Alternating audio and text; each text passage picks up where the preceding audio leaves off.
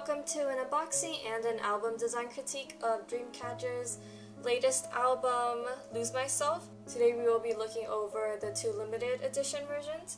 And before we get started, as always, anything I say is my own opinion as a designer and as someone who really likes album design. Any criticism is not a criticism on the group itself, as they're not the ones that really design their albums. So with that in mind, we can get started. So as far as Dreamcatcher goes, I did go through their music this time for this album, and so as far as Dreamcatcher's music goes, I think they have a very unique sound in the K-pop realm. It reminds me a little bit of J-rock, but I think their sound really sets them apart, and it seems to be very consistent throughout all their albums. So I think that's pretty cool. So we're gonna go through this limited edition first, the yellow version. I don't know the name at the moment. And so here's the front, the spine, the back. As far as track list goes, I think they're all pretty good. I've heard of Dreamcatcher's song in the past too. While I don't listen to them regularly, I really like their style. It's got like a little bit of taste of J-rock, and overall I think it's really unique in the K-pop scene. Yeah, and as far as the favorite song in this album, I don't know if I have one. I forgot if I have one or not. I might have to go back and see which of the songs were my favorite. But those are for the songs. And as far as cover goes, I like the design itself a lot. I think material-wise they could have had a little bit more variation. I think this would have been really cool if it was matte texture, and then maybe for the white graphics it was debossed. And if they wanted a holographic effect, there's always like a satin pearl sheet that they could have put over it to still have that effect. I feel like the gloss kind of makes it feel cheap a little bit, so I'm not too big of a fan of the material they chose here. But anyway, it's not a big deal, so we can move into the actual album.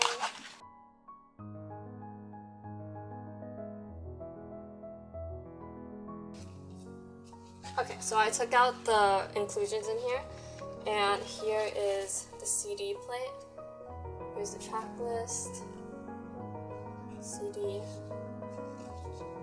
Nothing too much to critique on it.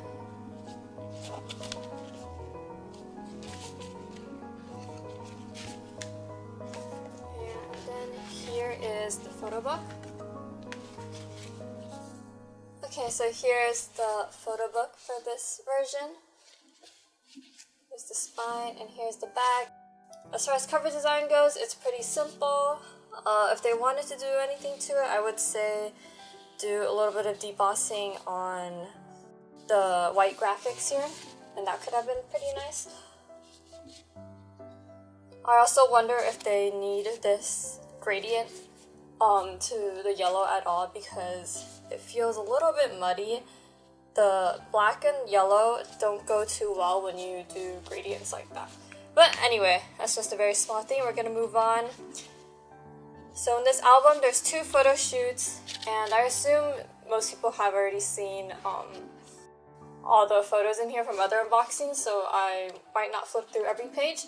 But there are 2 photo shoots. The first one is this Chinatown-like photo shoot with neon lights, and the second one is the simpler blue photo shoot we have over here. So we're gonna go to the first one first. So this photo shoot, well, first of all, it's done in darker lighting, which is more challenging sometimes in photography because you have to turn up the exposure or the ISO, and photos can get a little bit noisy. So it's really up to the assistants to be able to create the best lighting in these cases. Overall, I do like the photos in here. I think it's a very cool concept art direction-wise. However, I also don't think it was necessarily the smartest decision to make a photo shoot with a bunch of neon signs in the dark, because neon signs, as you know, are made to catch attention. That's why so many businesses and establishments use them, everyone wants to be the one that pops out. So when you're using that in a photo shoot with where the models themselves have to be is like the main star of these photos, you have two very conflicting elements when you put them together, because again, neon signs are so loud, and so they compete a lot in each photo, and I think that's one of the biggest issues in this photo shoot. I like it, I definitely like it, but from when I look at a lot of these photos, I feel like the people, the main subject matter, kind of gets lost. For example, in this photo, my eye keeps falling onto the neon signs because they are the brightest objects in this photograph. You know, they're the brightest elements, and this member here, unfortunately, her shade of lighting is very similar to the concrete next to her, so she kind of blends in while my eye is completely glued to these neon signs, which shouldn't matter more than she does. She should be the star of these photos. In the close-ups, they're a little bit better because like over here, she's well lit, there's no neon signs. And over here, the neon sign is a little bit blurred out, so I can focus on her more. And it happens throughout a few of them. Over here, same thing, she's blending in with the background and all I see are the neon signs. For this photograph, like again, neon signs are very bright. Because this is closer than the other one, she is a little bit more in focus and her skin color does stand out a little more. In the editing process, I probably would have brightened her up just a tad bit so there's more details on her. Otherwise, my eye is going to move on to the signs again. There was one that I think wasn't too bad. When they blur the signs, it's not as distracting. It's easier to focus on the members in those times. Like for example, over here, she stands out a lot. Part of the reason is because her skin color is lit very well, so it's much more easy to see, and the neon signs, they're not a lot of colors, it's just pretty much a yellow block, and so it's not as distracting. Graphic design wise, I think also contributes to the busyness of a lot of these spreads. Because each photo has so much going on, all the neon signs and everything, you don't need to overlay on something complicated. Like over here, there's just so much neon, and I think if they wanted the photographs to stand out, they should have probably laid it on a black background, or they could have turned the background photo into maybe a black and white just so it's not standing out as much. Because when I look at this spread, there's like a lot going on, but my eye personally falls onto the background over here, which I don't think it should be. It should be on the member herself. And it's not the idol's fault, because I mean they're not the ones that are controlling the lighting here. So yeah, I think that was the most unfortunate part of this photo shoot. Otherwise, I think it's a pretty cool art direction and creative direction, and I do like the photos for what they are. I just think as for photo book wise, this might not be what they wanted to achieve if the viewer is being distracted by the background instead of keeping their focus on the main subject matter. But anyway, so that's for the Chinatown concept. And the next photo shoot is the blue one, in which this is very simple and minimal compared to all the other concepts that they had for the other versions of this album. And it's not necessarily a bad thing to go simple. I think there are some nice moments in here. Once again, I don't think this is a very easy photo shoot despite how simple the background is, because it is backlit. And so when, as you may know, when you have backlit photos, oftentimes the foreground is too dark. You can't see what's going on. So they had to sort of strategize with the lighting. So overall, I think the photographs are nice. In general, I think they could have punched up some of the darks a little bit more so there's more contrast. Like I like this photo a lot, I love her outfit, but color-wise, as for the dark colors, they kind of get a little muddy and start blending in. We can find another one that I think... Okay, so for example over here, all the detail in her clothing and her body is lost.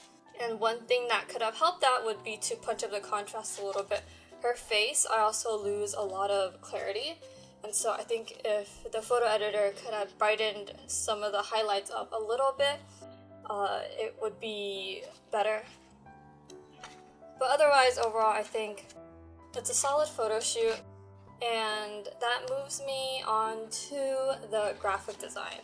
So in the beginning of this concept, they have these jagged shapes here framing the photographs. And me personally, I'm not a big fan of it. I think to me it's very distracting and it takes away from the photographs themselves. Instead of paying attention on what's in there, I just see this arbitrary shape around it.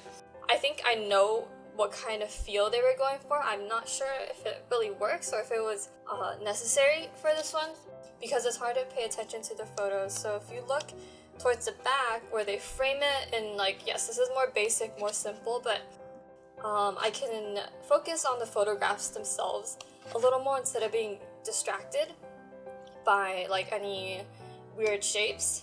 And to me, in these photo books, the graphic design, especially if it's just framing photos, shouldn't be distracting. It should contribute into making it more interesting, but it shouldn't distract the viewer from the main subject themselves. So yeah, that's what I really have to say for this photo book. Overall, pretty nice, nice photographs. And of course, the members did a great job with modeling. So that's for the photo book, and let's move on. I almost moved on without showing you guys the photo cards. I'll show you the standee. Well, here's the sticker that came with it. And then I'll show you the standee I got. So I actually don't know any of the members, but this is standee for this album. And then photo cards goes. I don't know any of the members either, so this is the first card. And for the second card, here's who I got. So I'll be hopefully designing some cool photo card spreads for them, as this whole album, all the versions put together, had very nice art direction. So here's the big limited version that I got. Graphic wise, once again, I think just like the yellow one, they could have played with texture a little bit more. I know these are debossed. The white is debossed on this one, so there is a little bit of a dimension to it, but it would be cool if they had made it a matte deboss on top of glossy, just so that there's a little bit more variety. Here's the spine, and here's the back. So the packaging, it's like a storybook, which is cool, and I think it really matches their overall look. So moving along, we have the iridescent photo book that I'm gonna try to take out. It's a very thick photo book. Okay, so I took out the postcard and the photo cards. We'll go over the contents in here after we go through the photo book. Okay, so here's the photo book. I love the iridescent cover that they chose, and they did some nice debossing on here. This is what I was talking about for the yellow version. I think they could have done something similar as well. There's nothing much on the spine, and then here's the back. So overall, I love the simplicity of the graphics on here and how they use the material and texture to give it layers instead of adding a lot of graphics to it. So let's get into it. I'm a little conflicted on how to do this because some of the images are vertical, like this one over here. So this photo book, as far as I know, is consisted of all the concepts from all the other versions. And so the first one that we have here is probably my favorite. I believe the green version had it. I was hoping that maybe the yellow version would, but unfortunately it didn't. So I may or may not get the green version, but I just love the art direction. I think white concepts can be a little bit tricky sometimes because if you don't do it well, it can become very bland. But I feel like for this one, it was super well done. There's a lot of nice color accents, especially with the dragon fruits. I thought that was a really cool idea. And the hair of the members are like colored in very nice shades that don't seem too unnatural, and everything together just blends really well here. So yeah, I really like this photo shoot. And because the photos are really nice, it doesn't require any complicated graphic design. They just have to lay them out in a neat way. Here's the other concept that also belonged to the same green version. Yeah, overall, very pretty photographs. I don't really have much to complain. One of the good things, if you see, is the variety in scale and perspectives, as well as angles here. You know, they have close-up shots and they have half-body shots, and some of them are full body, and there's a lot of variety in here, which keeps it exciting. And the color theory with this was absolutely genius.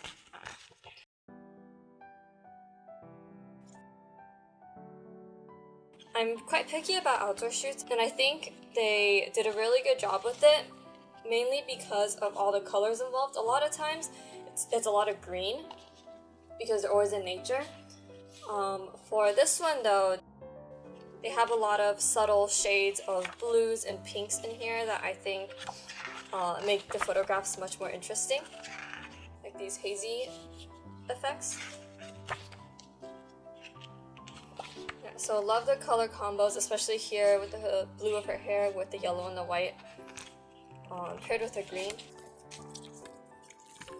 So yeah, the key to this concept was just color, and they executed it super well. Next we move on to the darker concept that I think is in the red version.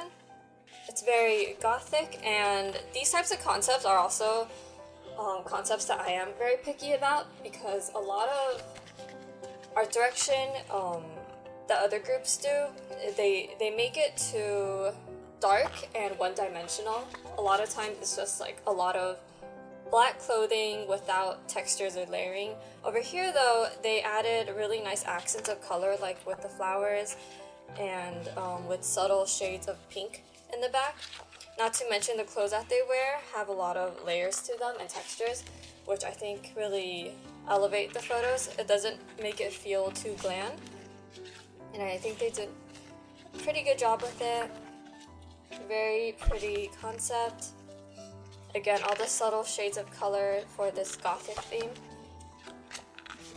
just makes it nicer on the eyes and just more interesting.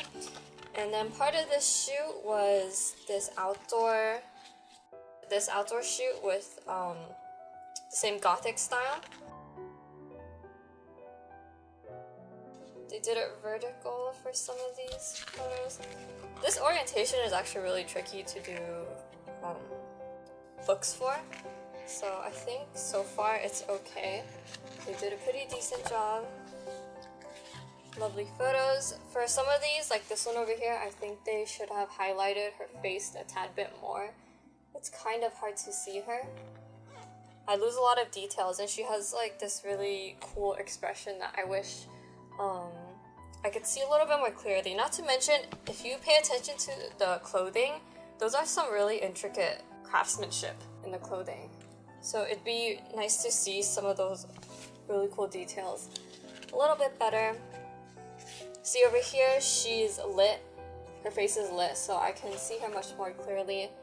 Very pretty. And then you have this nice blue wash towards the bottom, like a blue smoke, to add some layers to it. Here's another one. I think they could have added some highlights to her hair, because her hair actually has like shades of blue and purple to it, so I think if they could have made that pop a little bit more, it would have been nice. Yeah, see over here, you can see them a little bit better. I think on the computer, it definitely probably looked much more clear. Printed out, I think the colors are a little bit muddy. So they probably should have brought up the contrast just a tad bit so you can see their skin more interestingly. I think on camera it might look better than in person. But we're gonna move on. Graphic-wise, they laid it out on white with some blue smoke effects in the background, and I think it works well. This is what I mean, where the graphic design should complement and add to the photos instead of distracting, like how in the Chinatown concept and the blue background concept that we talked about earlier, where the graphics, some of the graphics are really distracting. I think over here, just the subtle blue smoke, it adds to these spreads and makes them more interesting. So very cool photos. And then we've seen these already, so I'm just gonna go through them really quickly. When they changed this to a horizontal orientation, it's I think it works a lot better with the way they cropped it. Like over here, they're layering photos, but I'm no longer too distracted by the signs because she's very much in focus and she's very well lit. Same thing over here, there aren't too many signs here, so I can focus on the subject matter better. You've seen this photo before, very pretty. Yeah, so overall the same thing, it's just graphics are a little bit better. Like this one, there's a motion blur here, and since she's so in focus, I don't get distracted by the stuff here. I can keep my attention on her.